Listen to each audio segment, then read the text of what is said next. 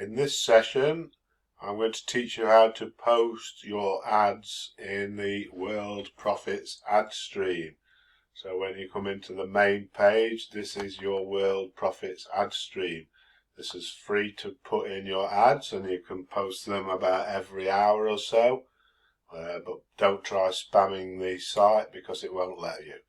So all you have to do is put your text ad in this area here. Okay, like these guys have done.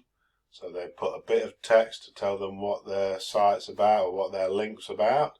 So you put your text in there and then the HTTP URL following this text. What I normally do is just put a space after the last bit of the full stop there. Just put a space, then put in your URL details after that and press post.